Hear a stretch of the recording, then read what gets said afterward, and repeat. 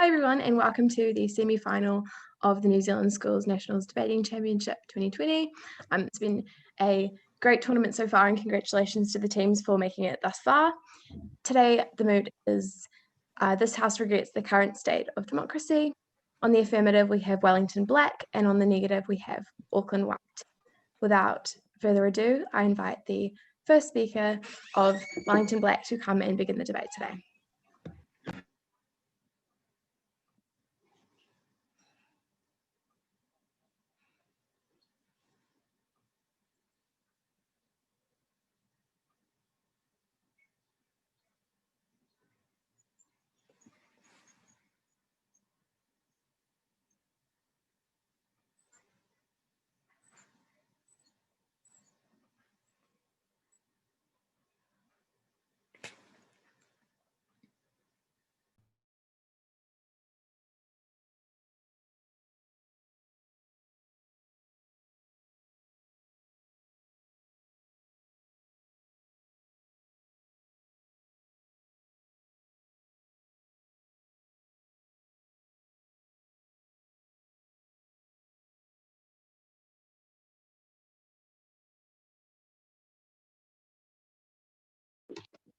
All good to begin?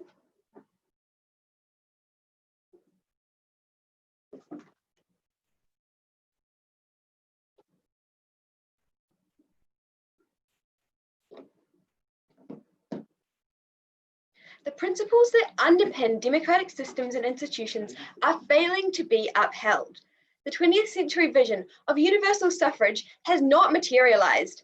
Hyperpolarization and misinformation have undermined faith in democracy as demagogues have risen to prey on campaigns with hate and division. The state of democracy today cannot be defended.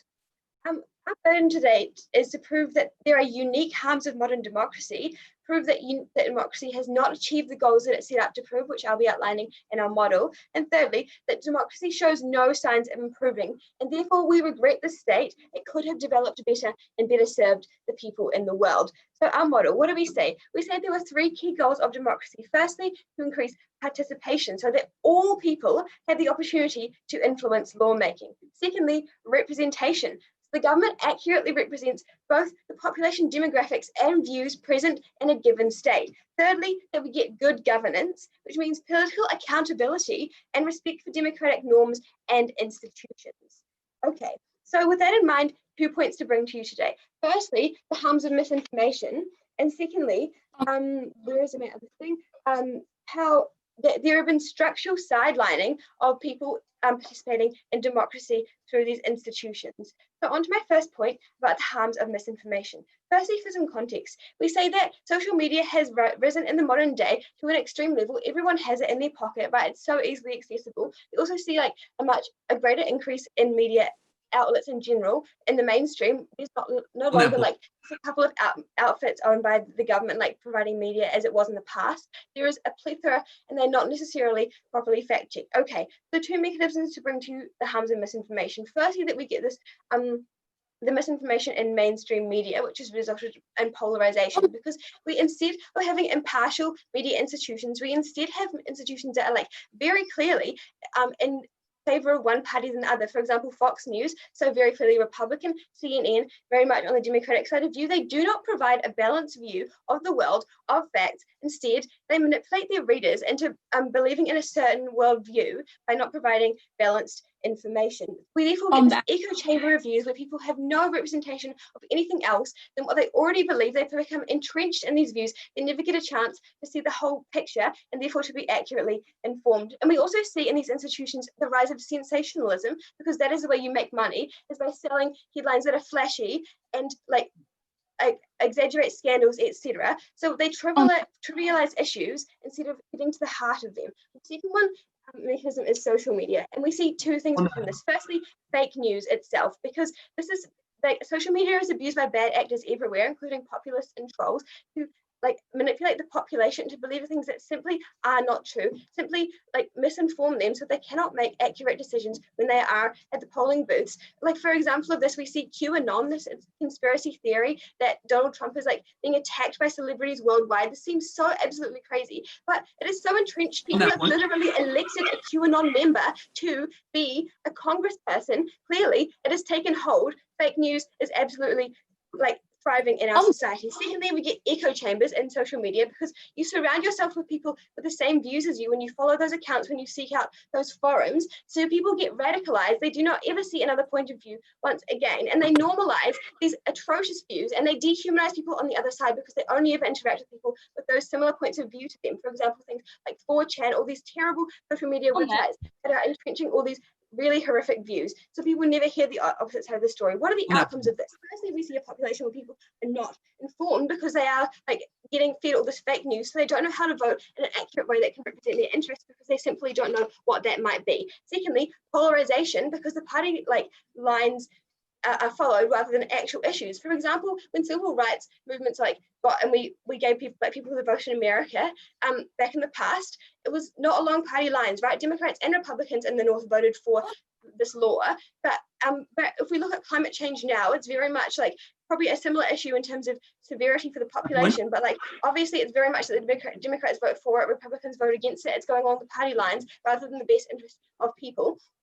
And also parties ignore democratic norms, because when Richard Nixon was going to be impeached, Republicans said, yes, we will vote for this because we believe he is democratically wrong. When we look at Trump, this did not happen because people were voting along the party lines instead of looking at the betterment of our society.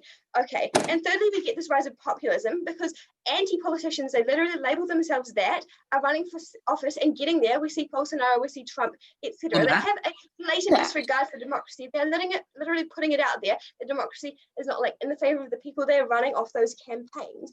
They're also not equipped to lead because they like have not been politicians their whole lives. They're populists. They're rising from like being TV personalities rather than any proper qualification, and they prey off popular sentiments of xenophobia and racism that are like fears of immigration. They take that and they prey upon it to get elected to office, which we think is absolutely morally deplorable. Okay, so we say this undermines good governance because we get simply bad leadership from these populist leaders doing what they're doing.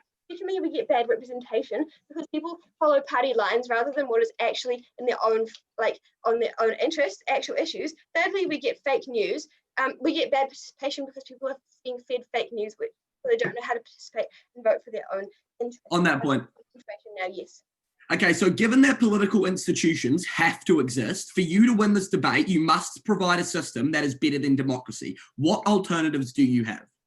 That is simply not our burden in this debate. We are saying we regret the state of democracy. We don't have to provide you with a perfect society that will exist. We are just saying we don't agree with what is happening right now. We think it is bad. That is what our burden was that we laid out at the start of the debate. Okay, on to my second point about the structural sidelining of people's voices, because we say that massive corporations have increased in their potency, have increased in their ability to influence elections because of all their money. We also say that there has been a massive wealth inequality that has pushed marginalized people further into poverty, while these rich people are being lifted up. So we see firstly three mechanisms here for why people are structurally sidelined. Firstly, corporate influence, because these big corporations with plenty of money can like influence and lobby politicians to act in their favor rather than the favor of the people they're meant to be representing. An example of this is the net neutrality laws in America, right? Because there was massive popular support for not passing them, but like these really rich companies like Horizon like basically paid off the politicians to vote for it, and it passed. Obviously, they're not representing their people. Okay, and also that, for example, in capping donations, like donation caps being removed so that they can easily influence politicians. They have a lot of power here. And we said this is only increasing with these big corporations like Amazon and Facebook, whose power, like even in the pandemic, they made billions and billions of dollars. They're not looking like they're going to stop anytime soon. Secondly, we see voter suppression. There are systematic blocks of people getting represented. For example, like having only one polling booth for a massive area so that the line stretches for literally 8 hours and no one can stand outside and actually wait that long when they have jobs to live, people to feed, etc. So they just don't vote. Okay. And secondly, we get like voter ID laws, or you have to have an ID. This is something that not everyone can access. For example, especially in African-American populations do not have access to this, so they aren't able to vote in the first place, whereas rich, affluent white people obviously will always have access to this. Thirdly, like voting is just inaccessible because you need to take a day off to vote. and people who are working 9 to 5, like not 9 to 5, like 80-hour weeks, just simply cannot have the ability to go there. We say this is only going to continue for this example of Trump, like trying to suppress people with the mail-in voting. So we think that we get no representation for the poor and disadvantaged people in society. So there is no policies to serve their interests. Democracy has like absolutely failed at representing these people.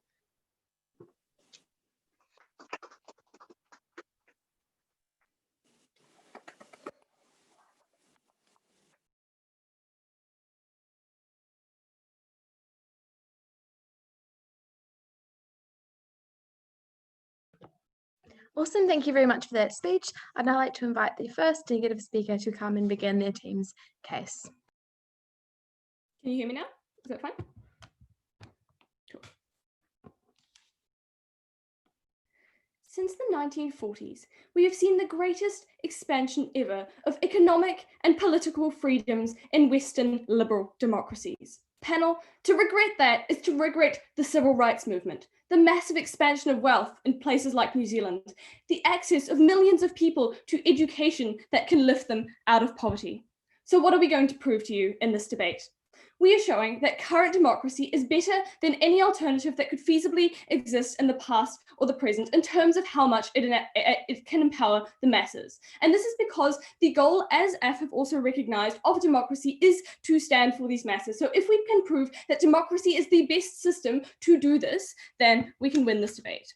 Obviously, we do stand for modern democracies, but actual democracies. They can't tell us that we have to stand for like the Democratic People's Republic of Korea, but places like New Zealand and the US. But crucially, and we brought this to you in a POI, we also tell you that Site F has to prove to us why modern democracy is not the best way to represent these masses, because it is simply not sensical to regret something when it is the best system in order to achieve the goals that it set itself. No, thank you. 3 main points for the House today. Firstly, why is modern democracy the best way to get socio-political enfranchisement? Secondly, why does it lead to the best policy outcomes? And thirdly, Millie will split about how it helps minorities. But let's take a look firstly at a couple of things in AF's case. Firstly, they wanted to tell us all about the harms of fake news and misinformation in democracy.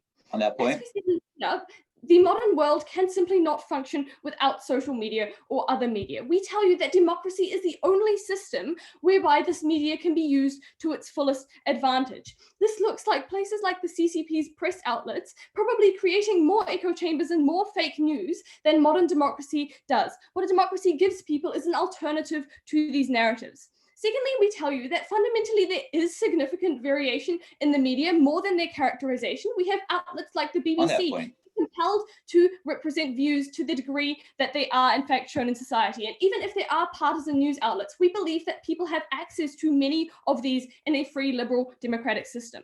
Thirdly, though, we tell you that democracy is the only system that can use things like social media to its greatest potential. We saw this in things like the Arab Spring, where democracy, where like enabling people to find each other's similar views on social media was essential to getting more liberal rights. Secondly, they wanted to tell you about populism. Firstly, we tell you that populists often come after like particularly liberal leaders, and democracy is the only system where these liberal leaders can happen in the first place. We saw this was like Trump after Obama.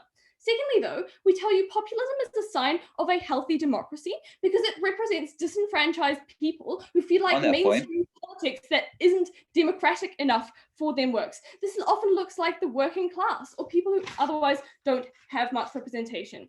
Most of my other rebuttal will be integrated. So let's firstly take a look at why modern democracy gets significant socio-political enfranchisement. And we tell you that this is debate winning material because this is the single most powerful thing that a person can have to create change and to have a stake in their community. So there are 3 main ways that modern democracy successfully does this better than any others. Firstly, it gives people a political voice more than would otherwise be possible.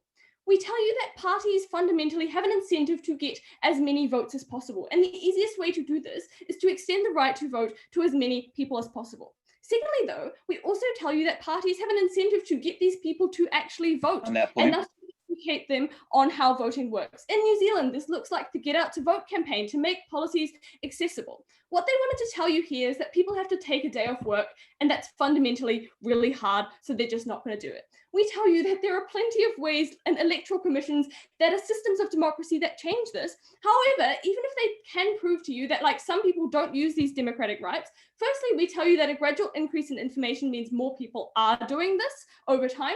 And secondly, we tell you that nobody can really realistically miss all of the billboards. If people still don't vote, it's because they make a conscious choice and they don't feel like that's right for them. And democracy protects people's rights to engage or not engage to what extent they want.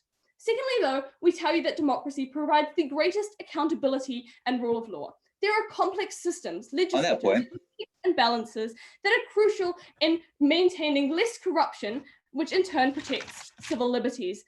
In other cases, we tell you that all leaders who come to power, if leaders want to be tyrannical in power, and they want to, because maybe they want to keep the power or because they think they legitimately know best for their government, we tell you that these systems are essential in stopping it. A great example is the modern US, where the courts were essential in slowing or even stopping Trump's persecution of illegal immigrants. And we tell you that because these people in these power want to keep their jobs, they will keep criticizing the government. On that point, if parties have an incentive to get people to turn up and vote, why is it that the Republican Party in the US is actively pushing for voter suppression laws?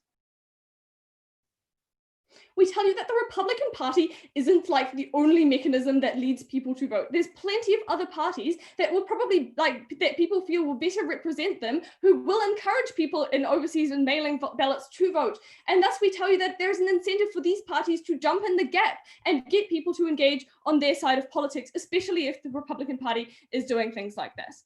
We also tell you, thirdly, though, that we get greatest intergovernmental cohesion in a state of modern democracy. Because of what we told you about information and accountability, we tell you that modern democratic governments are less likely to take risks with people's lives. Crucially, this is why the Western liberal world has not been at war since 1945 with the establishment of the UN, because there is simply such a massive cost to war when people can vote and protest against it because they feel like other people deserve equal liberties. This is why we tell you Nixon was forced to withdraw from the Vietnam War, because it was like killing the US's soldiers.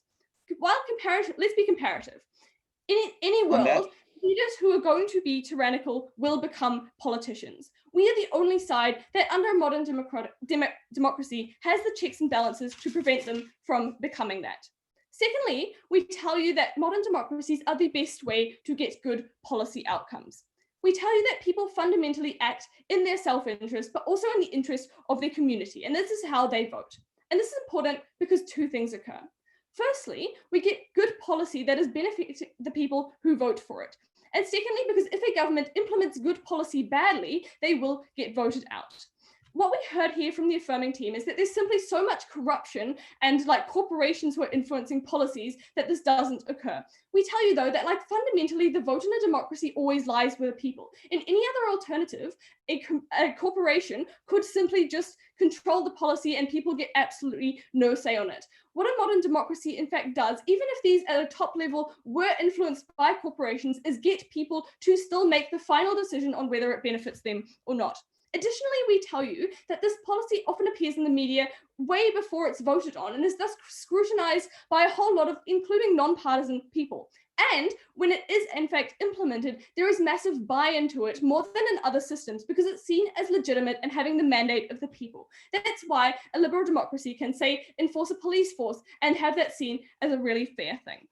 Fundamentally, though, we also tell you that this protects people's economic liberties because political parties firstly have an incentive to create short-term growth to seem popular and also a long-term incentive to be able to still be voted on more than just in one leader's lifetime as in any other system. They are going to still ensure people can build up wealth. Therefore, proud to propose.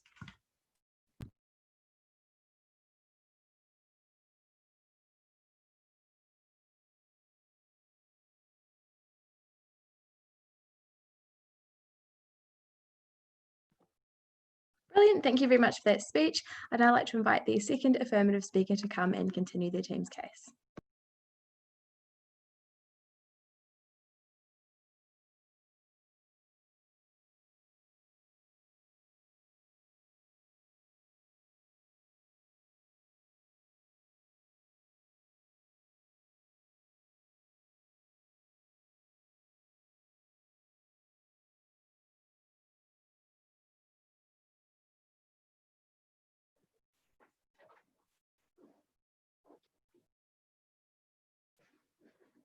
The opposing team has decided to frame this debate as us defending democracy itself. On our side of the house, we see very clearly that this debate is about the state of modern democracy. What has it become in the modern era, and what is its potential future, and how will that affect it and the people? And on our side, we firmly believe that not only have democratic institutions that are fundamental to its core values have been damaged, that their erosion is only going to continue with the advent of the modern age and modern financial and media-based systems. In my speech, I'm going to discuss how, even though universal suffrage has largely been implemented on a legal level, but on a natural level, it is completely inaccessible and sees no sign of change. But first, I'm going to answer three main questions about what we've heard in the debate so far. These being, does modern democracy increase and allow socio-political enfranchisement? Does it create the best policy outcomes? And does modern democracy relate well with social media? So first, briefly then, on the idea of social media and how it works. There's an idea that social media was necessary to democracy, and the opposition pushed back and they said, state media is so terrible, we can't trust it whatsoever. The first thing is, it was interesting they characterized the state media as in the People's Republic of China. Both sides have agreed that those nations aren't important. And I think in modern countries like New Zealand, we have things like RNZ, they're not seen as massive propaganda machines, or other things like the BBC are seen as very independent. And the opposition put a lot of faith in independent electoral commissions, so it seems inconceivable they could not put faith in independent state media. It's not true in countries that they are propaganda machines. In fact, they probably put more levels of scrutiny on media of the private sector. And I think it's a true fact. Both sides can acknowledge then that overall media has become a lot more partisan and a lot more divided on our side. Our first speaker put forth the examples of CNN and Fox News, but overall, the amount of channels has increased. They've become more polarized, more partisan, and more profit-seeking, not for the purpose of spreading good information or spreading in a media way. There was also the idea that having, that the greater amount of information available was good, but what we've seen on our side of the house is there's been more disinformation. Fake news has become a massive thing in the last 5 to 10 years, and it's become a huge issue in which people are unable to get real information because frankly they're drowned out with a huge well of information that is made by someone who's doing it for a political interest, or they're doing it for a sensationalist view. There's a bigger problem, with modern democracy and how it's developing, because that means that that state is actually getting worse, that people's trust in media is eroding, that you can't tell real from fake, then it's all fake and you can trust nothing.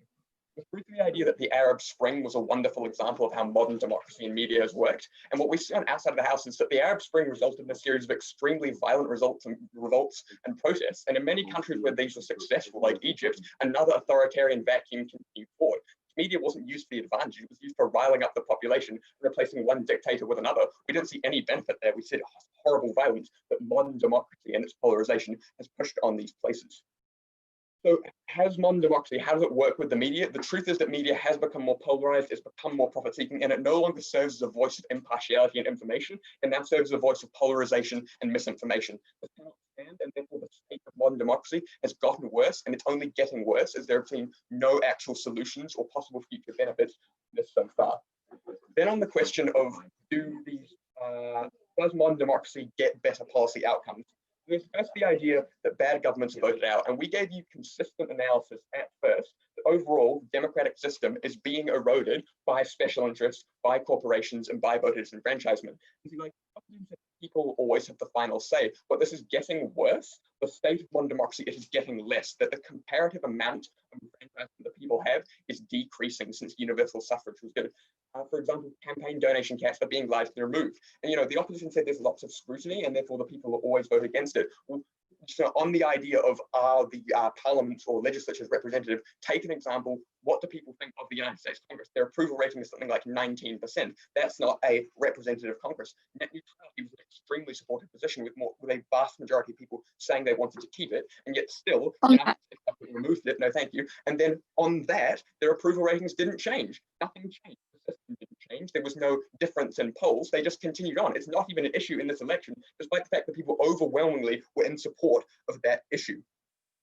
And then briefly, there was the idea that a liberal democratic system can engage in things like policing, and this makes them more legitimate. They're able to do this. We can see actually huge problems really recently.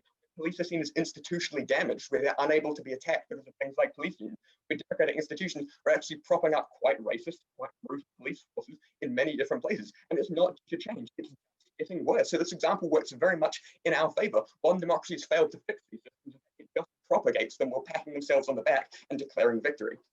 So are better policy outcomes being reached? Yes, on our side, we support democracy. We think that modern democracy is consistently delivering worse policy outcomes, and the nature of the system is making those policy outcomes much worse for the vast majority of citizens in these democracies.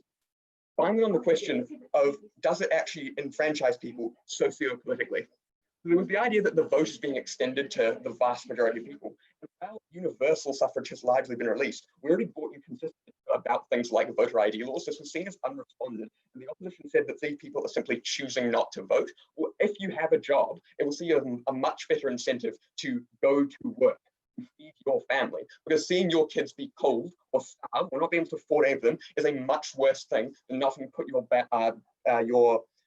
vote in the ballot box. Because in every single democratic country, almost none of them, I would say no, none of them have 100% turnout. Here it's only 80%. In the United States, it's about 50%. In the UK, it's something like 60%. That means you've got 20, 40, half the population not engaging. So do you really think the entire population doesn't value democracy at all, that half of them say, oh, I just won't vote, even though it will affect my life dramatically? No, it's because they likely won't have the opinion. You know, with fake news, they'll feel they can't actually make a coherent opinion. With voter suppression, they won't be able to cast their ballot box. And if they're poor, like a good chunk of the population, they're 20% poorest, they'll feel that their best incentive is not to vote and it's to do something else. And then when it comes to modern democracy, they've not worked in any way to enfranchise this more. You say that electoral commissions can make it better, but the truth is they have not.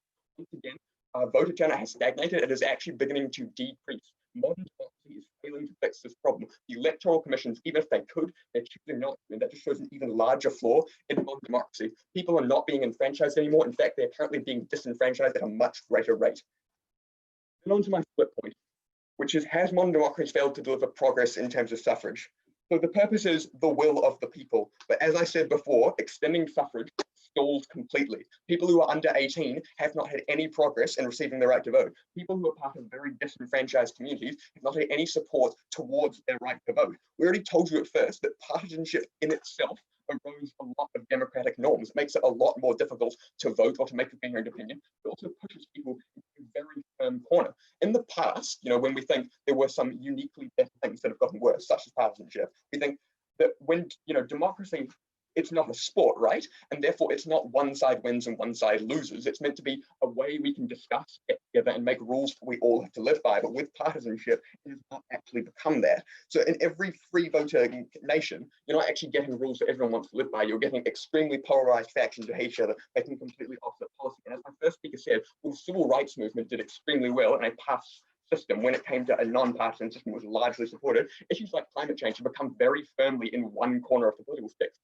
And that shouldn't be true. It should be a fundamental issue that everyone is able to support to a high degree, because it affects everyone. Partisanship has stalled some of our most important issues, and it's a uniquely modern harm because of the media, because of special interests, because of everything. When systems are blocked by natural barriers, universal suffrage cannot have been declared to have been completed. And for these reasons, modern democracy, we absolutely regret what has happened and the absolutely gloomy future ahead of us. Thank you.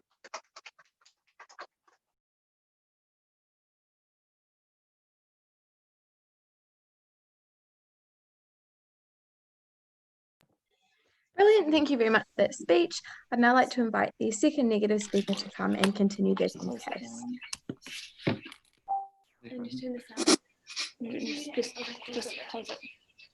I understand the Wellington team is just swapping their device because there have been a few minor sound issues. Oh, it says your internet connection is unstable.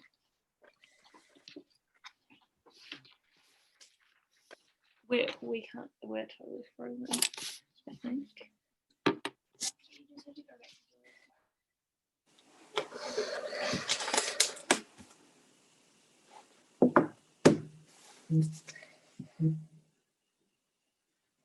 Are you guys all set up? I think they've just frozen. Cool, I can wait 2 seconds.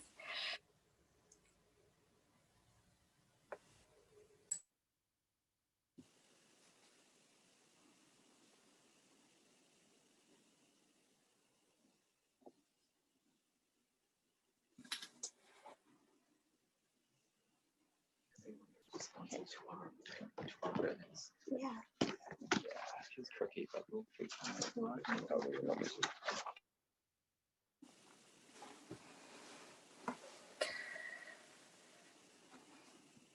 Are you guys all set up? Yeah, we're all good. Perfect.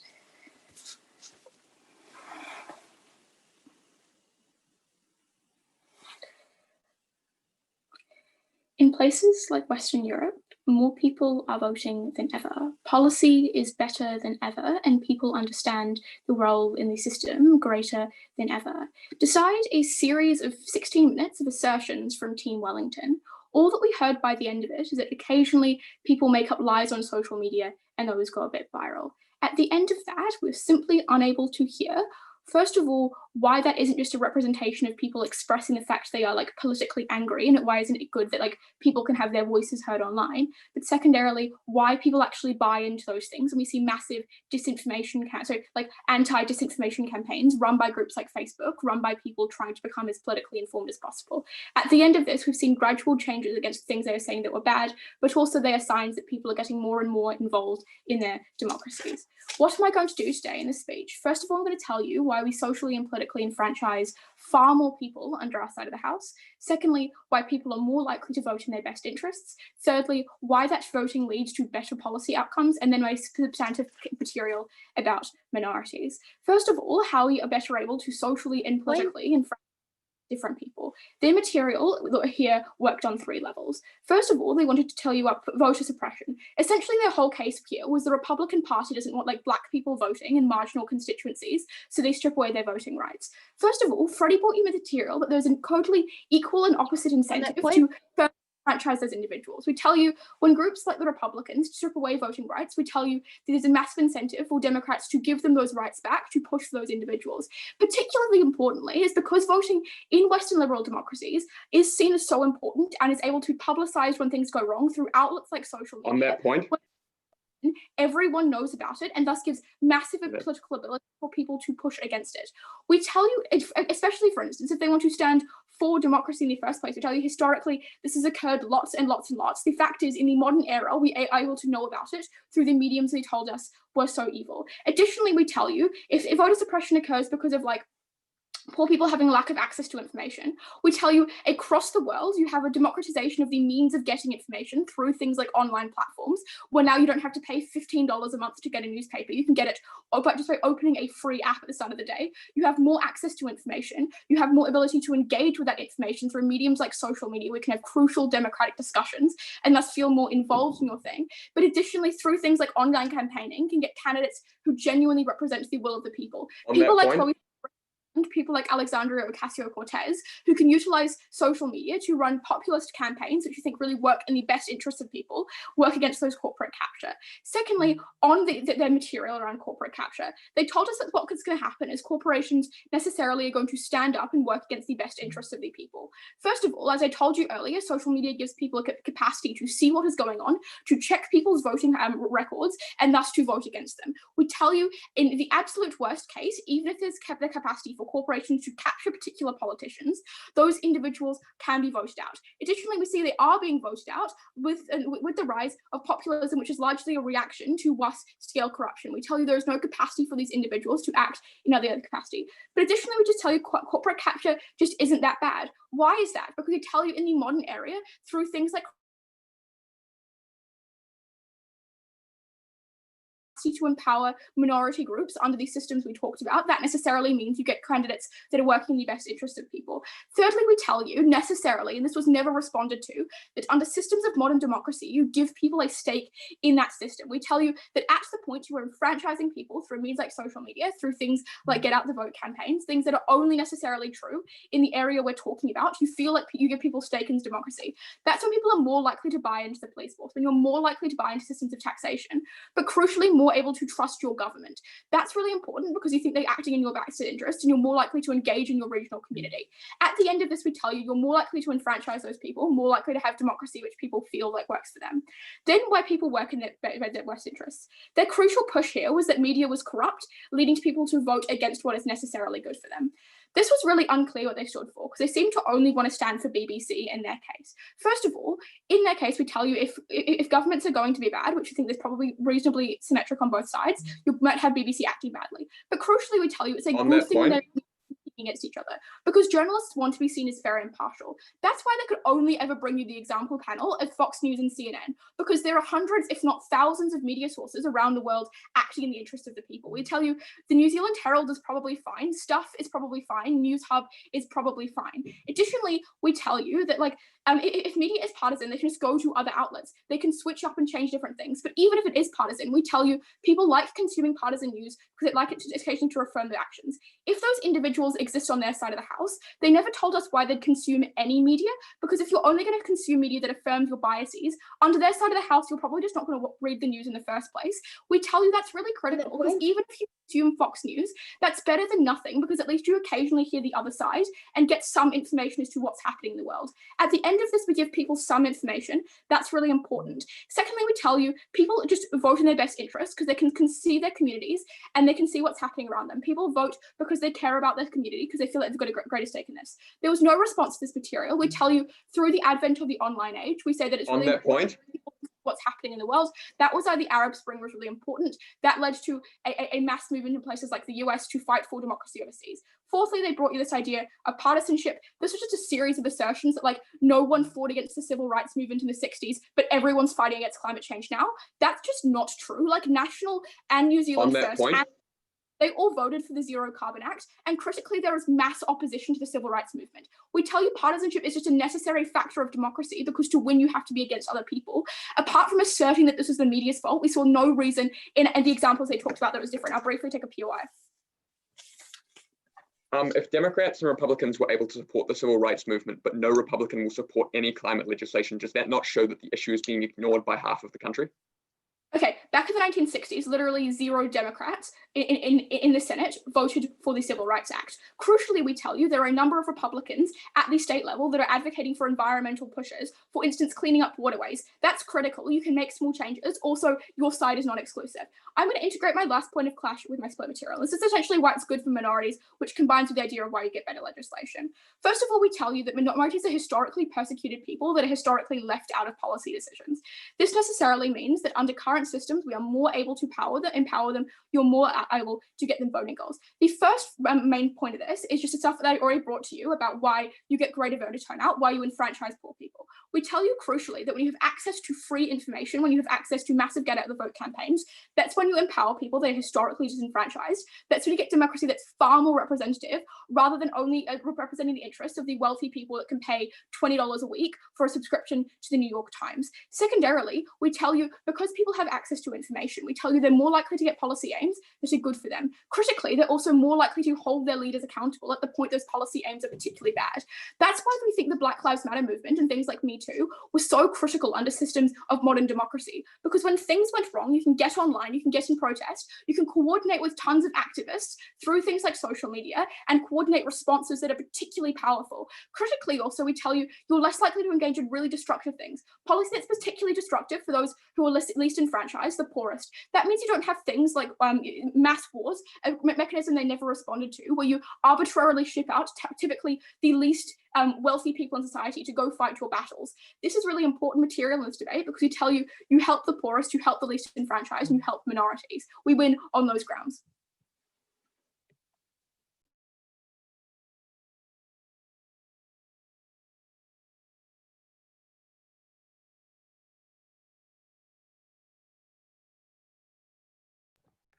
Awesome, thank you very much for that speech. I'd now like to invite the third affirmative speaker to come and conclude the substantive portion of their team's debate.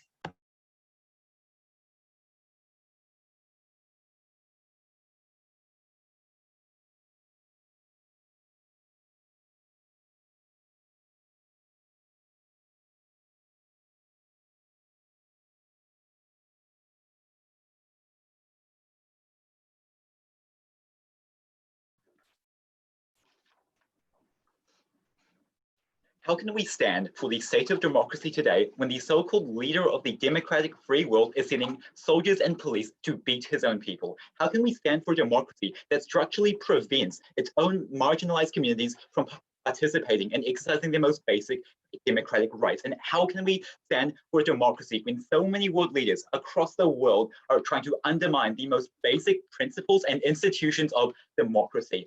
We do not need to stand for being democracy being any better in the past. What we do need to prove in this debate is that the trends which are making democracy worse are unique to the modern era and show no signs of getting better. That is our burden in this debate today. The opposition has tried to burden push us into literally having to defend a dictatorship to win this debate. That is not what we have to prove, and that's never, and down across the line, we have opposed this characterization of our burden. We don't have to design a perfect governmental system. Well, again, all we have to prove is that the trends and unique characteristics of modern democracy is making democracy worse and that issue is compounding over time. There are 3 points of clash for this debate. Firstly, what characterizes a modern democracy? Secondly, how modern democracy fails to improve suffrage and enfranchisement. And lastly, how modern democracy fails to improve governance and policy. So firstly, what characterizes a modern democracy? So one of the biggest trends we've seen is polarization and partisanship. We put this up with the example of the Civil Rights Act not being a partisan issue. The response we've heard to this is that the Democratic Party in the 1960s, not a single one of their senators voted in favor of the Civil Rights Act. That is objectively false, considering the Civil Rights Act was actually passed by Lyndon B. Johnson, a Democratic president. So that's objectively not true that every single Democrat opposed the Civil Rights Act. But let's look at the analysis more broadly, right? So what we've heard is that polarization in media isn't getting any worse. So again, the primary mechanism we've identified is media. So what are their responses? Firstly, they said that this isn't true because media outlets like the BBC exist. Yeah, we don't deny that they exist, but what we do push is that the trend is that less people are listening to those impartial sources like BBC or ABC, and most people, and increasingly people, are looking to news sources like CNN and Fox News. The existence of BBC does not disprove the trend. The trend is a mechanism which we have provided sufficient analysis to prove. And they say that people just don't, and they've also told us with no analysis that people just don't like partisan news sources, and that they'll just they like listening to one. Now, what we've told you is that people like having their views confirmed. People don't like, a lot of the times, having your views confronted or challenged is like confronting, and people don't like that. So when there is an easy option and a socially acceptable option to turn on CNN or turn on Fox News, a lot of people will do that because that is less confronting. That is a mechanism that we can prove as to why polarization is increasing. The other team only has assertions about why people just tend to like news which is impartial. Let's also look at the comparative, which is back in the 90s, like during the time of Richard Nixon, there are 3 major network cables: ABC, NBC, and some other one, CBS. All of those were like fairly impartial during the Watergate hearings, and all of them reported the same facts to the same people. And that is one of the reasons that Republicans were watching the same news as Democrats, and the Republicans wanted Nixon gone. When we compare that to the current status quo, when Trump was being impeached, Republicans listened to Fox News, who told them that this was also like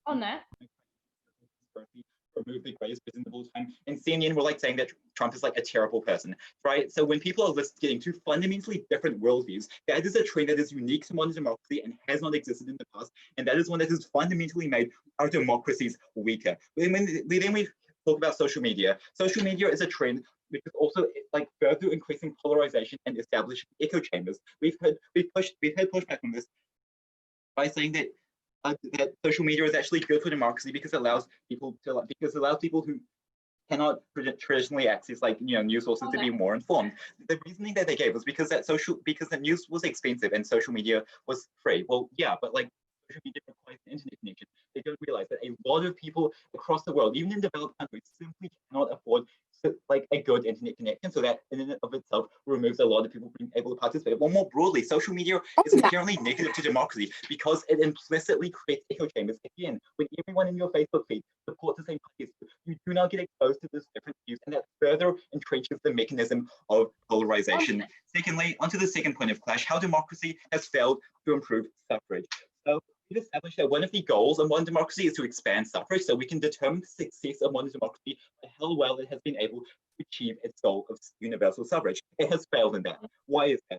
So what we've heard from the opposition is that voter suppression isn't a major issue because Democrats will oppose, because even if Republicans support it, Democrats will oppose it. That is actually kind of terrifying, that the best response to a policy which literally strips away people's democratic rights and freedoms is that, oh, well, another party can probably repeal that. No, we don't want fundamental human rights to become a political football or become a political tool to make sure that your party stays in power. That is undermining the most basic fundamental principles when the issue of can people vote is entirely dependent on which party is in power. That is incredibly harmful and a harm of modern democracy.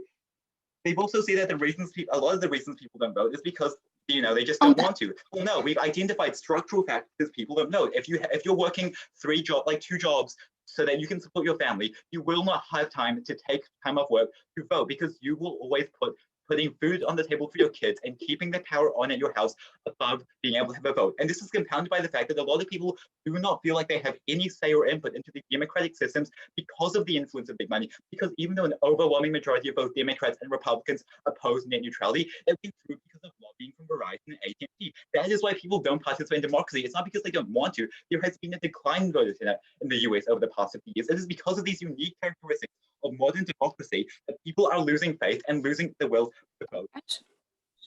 I'll take a point now. If people only want to engage in news at the point that it affirms their biases, as you told us, why would they engage in news at all under your side of the house? Because when something confirms your own biases, it feels good, right? You're like, oh yeah, I'm a good person. I like the views I have are objectively true. People like to reinforce their own views. That's like, yeah, it just feels good. That is the reason a lot of people turn on Fox News. You can't deny the fact that there are tens of millions of people in the US who turn on Fox News every night. You cannot deny that that is an objectively true fact and the mechanisms behind it. So that is why democracy has failed to expand enfranchisement because of all of these factors like voter suppression and ID laws. That is a fundamental goal of democracy which has failed. Secondly, let's look at how does this impact better policy and better governance. So firstly, governance is undermined, but firstly, we've heard that democracy is good because it stops wars from happening. Firstly, we believe that the mechanism behind war reducing is increased trade, right? It's not a factor unique to democracies. Like countries which are objectively not democratic, like China, also haven't seen that many wars as of late. That is because of increased economic development, and that's because countries which trade more with each other cannot fight against each other because there'd be so much economic destruction from it. It's just not worth it. That is the factor behind wars declining. It has nothing to do with democracy. Secondly, the reason that we have said that democracy is failing is because firstly, corporate influence is sidelining popular will. We've already responded to this earlier. We've also talked about how the rise of the far right is a factor which is undermining good governance because of how they undermine fundamental democratic rights. The response we heard to this is that the democratic institutions, democratic systems are better at preventing far-right rulers than dictatorship systems. Well, yeah, we don't deny that, but again, that's not what this debate is about. It's not what this debate is about. Is that modern democracy has traits and characteristics which make far-right leaders more likely than democratic systems without that. That is what this debate is about, and that is what we have proven. That is why we cannot stand for the state of current democracy. It is completely and utterly failed.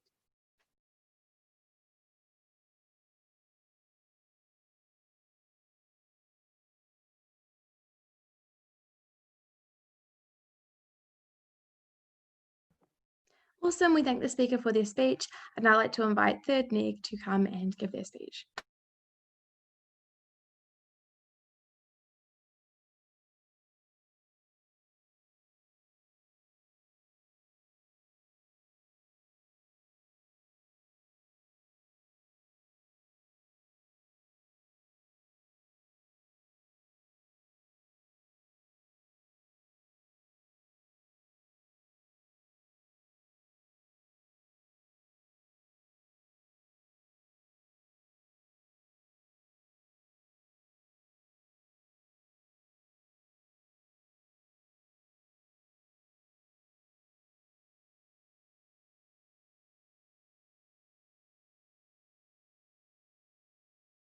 Jack, you're muted. So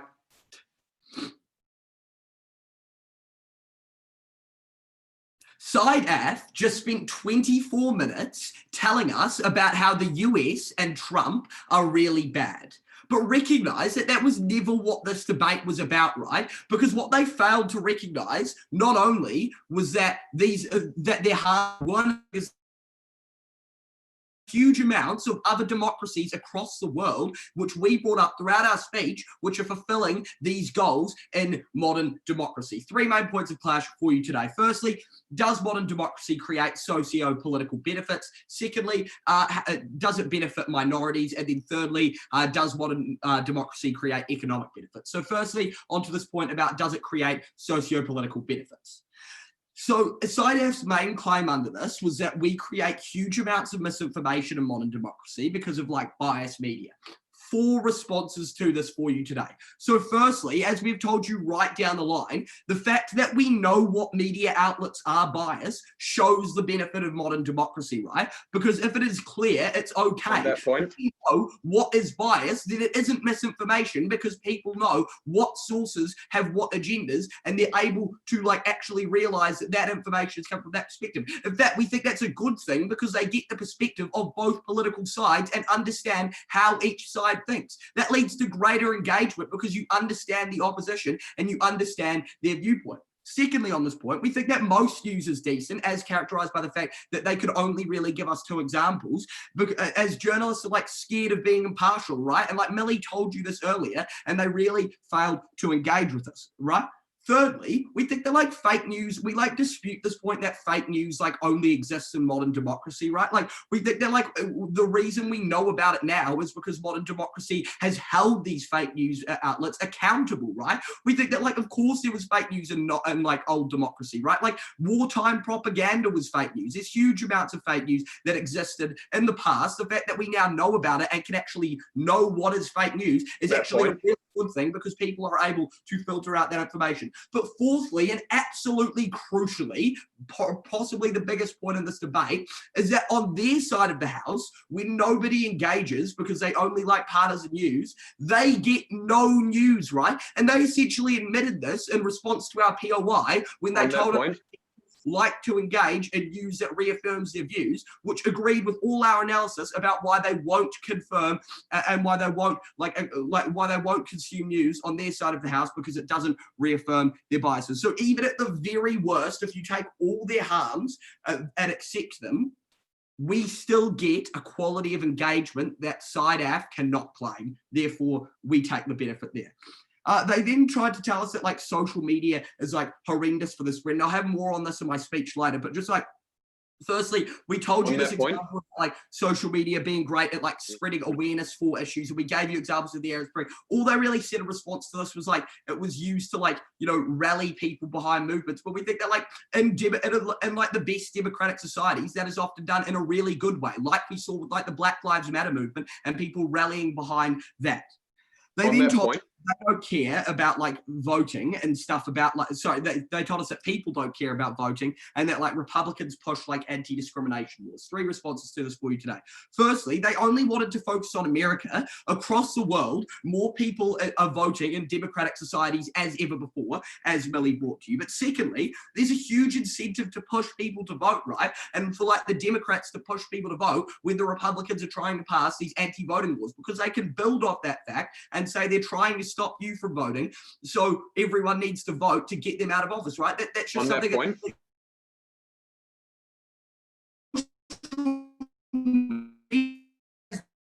more people, like for example, LeBron James and other like really successful famous people have put together like organizations to get people to vote, and this has been spread through social media, right? This has been Hey, sorry, our sound's cutting out a bit. Yeah, we're having trouble. We can't really comprehend. So I'll just stop. Pause the timer at 4:18. Okay. Can everyone switch video off and maybe repeat the last 20 or 30 seconds of your speech, Jack, and we'll let you know if we still have issues. Okay, what was the last thing you heard? So I know where I am. LeBron James. Sorry? At the point of information, I think is about where we cut out. Cool. And let's just wind the clock back as well to 4 minutes. Okay. Okay, so they then, hold on, yeah, okay. So they then told us that people don't care about voting and that like the Republicans are pushing like anti-discrimination laws, right? 3 responses to this for you today. Firstly, they only wanted to focus on the one example in America, right? But across the world, more people are voting than ever in democracies, right? As Millie brought to you at second. But secondly, there's a huge incentive to push people to vote, right? Because if the Republicans are putting in anti-discriminatory laws, it's really advantageous for the for the Democrats to then also want to push in the opposite and incentivize people to vote. Thirdly, social media literally has pushed way more voting. Like, for example, LeBron James and other like huge figures have rallied to make like organizations to get people to vote. And this is spread through social media and is based off having like huge figures pushing people to vote. So we think people are incentivized to vote and are pushing this. What they failed to engage with was that democracy has enabled benefits to people outside democracies as well. Like, for example, Europe has taken in lots of like Middle Eastern refugees, and this shows that people value the civil liberties of others in democracy, and shows the huge benefits that democracy has because outsiders on that point. They also didn't respond to peace being like far more likely because people push for it, and examples of like how we avoid wars in modern democracy because the public is opposed to it, and how we don't have war, haven't had war in like modern democracy in the democratic world. And we think this is really key because it shows the accountability that the people can put on their leaders, that they can influence them on such a large issue. They keep wanting to talk about like polarization.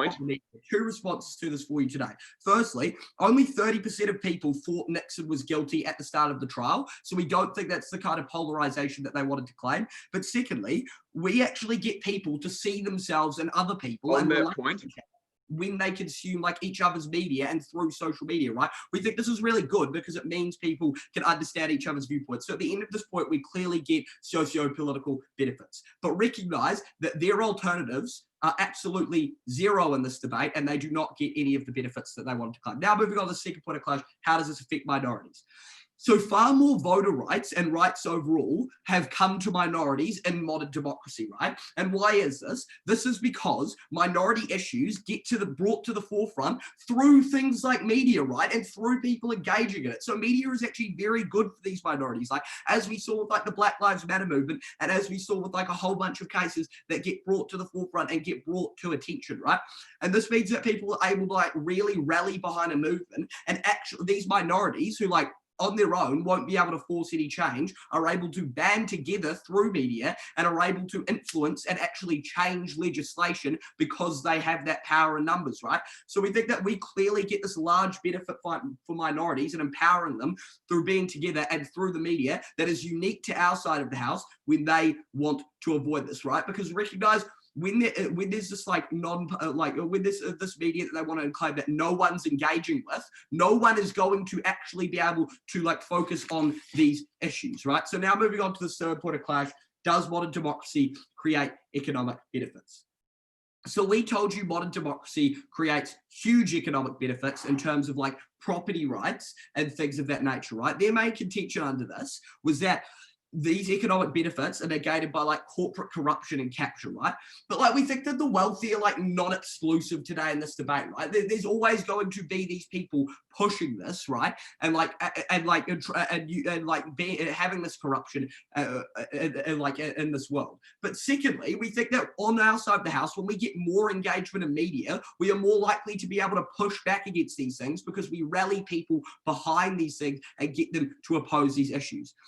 Property rights was a crucial point in this debate in terms of the economy, because this means that the people on our side of the house were not reliant on the government and they were able to create wealth for themselves. They didn't have to rely on the government for all their housing. So at the end of today's debate, not only are we the side that provides the best socio-political benefits, we through the media galvanize these minorities and actually help people to engage in media. Proud to be on the right side of this debate, proud to oppose.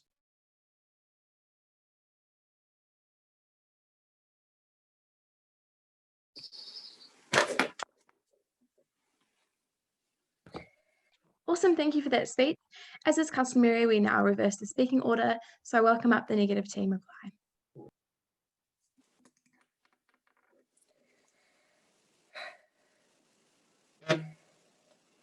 Side affirming wanted to win on two key pieces of material. First of all is that you create structural barriers to voting, barriers that we never heard why they're exclusive. And second of all was that people consume unfair media, media which they conceded in a POI was just never going to be consumed under their side of the house. Because the first point was non-exclusive and the second point was totally destroyed in that POI, we tell you we win even on their own material. But I'm going to quickly go through the debate that we've seen today. there were three main issues. First of all, how we affect socio-political engagement. Second of all, how we affect minority groups. And then thirdly, how we impact economic structures. First of all, on the socio-political engagement, because there were kind of two fights on this front. First of all, was that thing about modern media, and the fact that it's hyper-partisan or just fake. About the hyper-partisan stuff, we totally destroyed that in a POI. As they told us, people who don't consume like balanced news probably would never concede balanced news on their side of the house, because the only way you want to engage in those world issues was because they fit with your worldview. We brought you this at second, third, and in that POI. There was no response to that. We tell you this destroys all the material. But secondarily, we just tell you that the kind of partisanship is not nearly as bad as they say we are. We're saying countries like Britain, countries like Australia and New Zealand, media doesn't tend to be as bad as they say it is.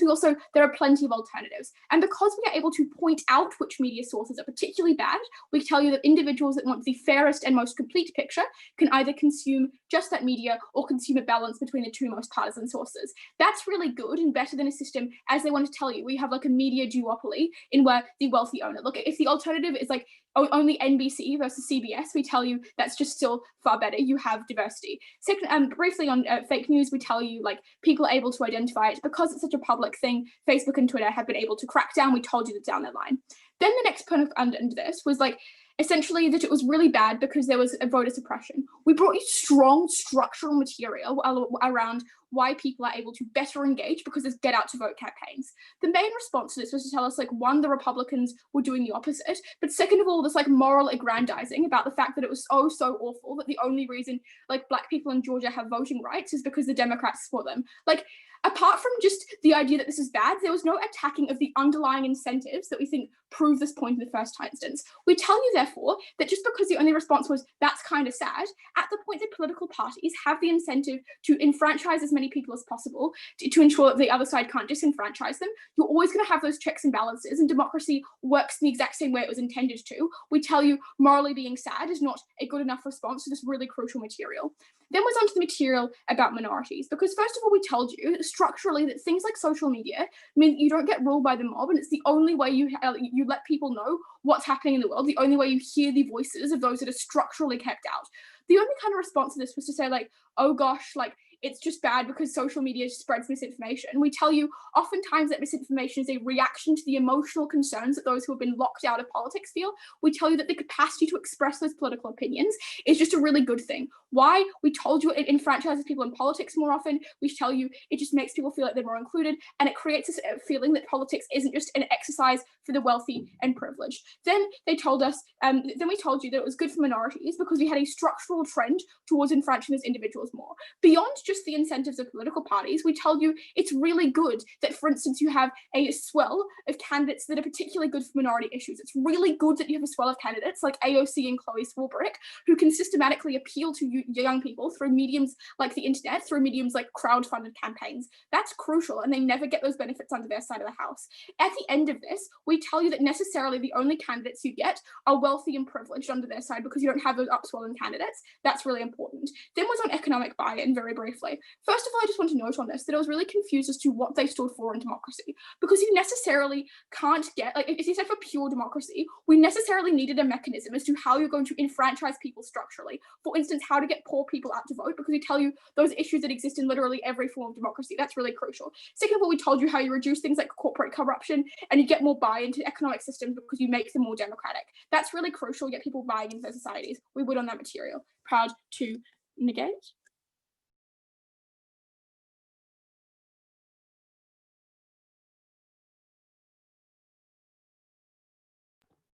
Awesome, thank you very much. And now to invite the final speech of the debate today, the affirmative team reply.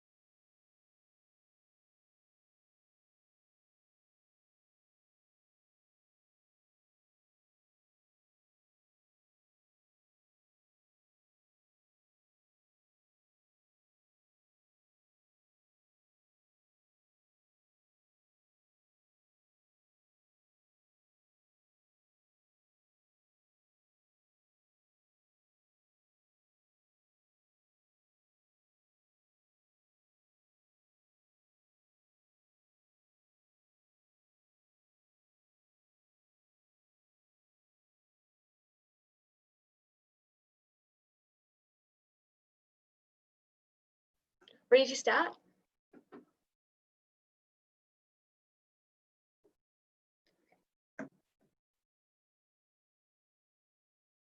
What do we need to do? What do we need to do to win this debate? No, from the start, just saying, like, Nick has pushed this burden on us that we need to defend dictatorships. That is not what we're out to do.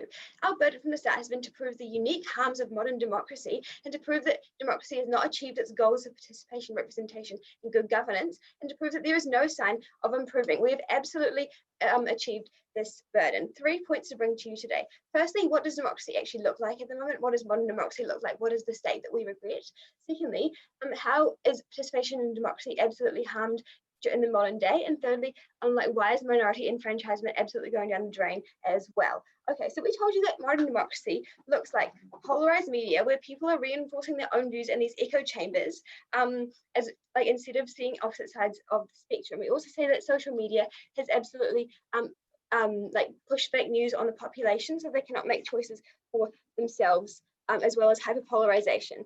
We were attacked on the fact that we only put examples of America, but we say that our mechanisms of populism and this prevalence of fake news apply across the world. We use America as an example because it is the biggest true democracy, and therefore a thermometer for democracy across the world. We think our examples are completely valid, and all our mechanisms stand in the context of the whole world. So on to our second point about how participation in democracy has been decreasing in the modern day. We told you that because of these echo chambers, people never get the opposite side of the spectrum, so they can never get a balanced view of what the issues actually are and vote in their own favour. And this polarization means that politicians don't vote in people's favour, they vote along party lines as well. We also told you about voter suppression, but I'll be covering that in my minority enfranchisement point. Okay, we said that the media is polarized because there is this incentive for them to make money by creating sensationalist news sources rather than giving a balanced view. And polarized media has made issues more divisive, like climate change. We gave you that example. Okay, we were just told in response that we were told that we were destroyed because they said that media won't be consumed, this media on these different spectrums. But we say that they've attacked our examples and our actual mechanisms. But we told you two responses. Firstly, that people aren't aware of the biases in the media that they consume. They just think, oh great, it agrees with me. But secondly, they actively seek out similar views to them because it feels affirming when they see, oh yes, I'm right, the media supports me. So of course, if you're right when you're going to go to the right-wing media source, that just feels good. And you see that people agree with you, which is what you want. We also say that media didn't used to be polarized, but because of this increasing incentive to make money and the increasing range of media rather than just being by the government that occurred back in the 50s, then there is an opportunity for this different range and this polarized media to take place. So it wasn't there in the past and it is getting worse, as we've proved. Secondly, on social media, we told you that the fake news is absolutely pervasive. We were told in response that social media is actually great because it makes for accessible access to democracy. But we gave you many incentives. Firstly, that you don't get access, you're actually stuck in this echo chamber after all. And finally, on this, corporate influence means that you can't get better policy because instead of people's views being represented, it's just the corporations who are paying off lobbying the politicians. We give the example of net neutrality. So on minority enfranchisement, we told you from the start that voter suppression is absolutely pervasive in the poll booths where people are making to line up for 8 hours. We were told two responses from Nick. Firstly, that the Democrats will just fix this because it's in their favour. We say it's not democratic. The parties only want to enfranchise their own voters. But secondly, they told you that we have these vote campaigns that will make people want to get out and vote, but we see that there's nothing in the face of systematic blocks like lining up and having to get off your job, you can't feed your kid, and then send you to vote. People are not going to just go vote because LeBron James said so, when actually they would rather feed their child. Okay, so it's also good for minorities, they told you, because they can get access to more info. But we say yes, maybe you can get more info on social media, but the fact is you cannot vote because of these systematic blocks. So there is no benefit. Instead, it's far worse. We've seen an increase in populism, but we've seen no negligible impact in legislative change for the Black Lives Matter movement because they just can't get in there and vote. So our case absolutely stands. Try to propose.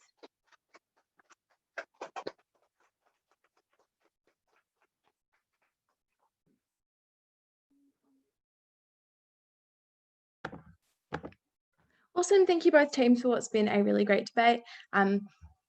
This concludes the debate today. Thank you very much. Sorry.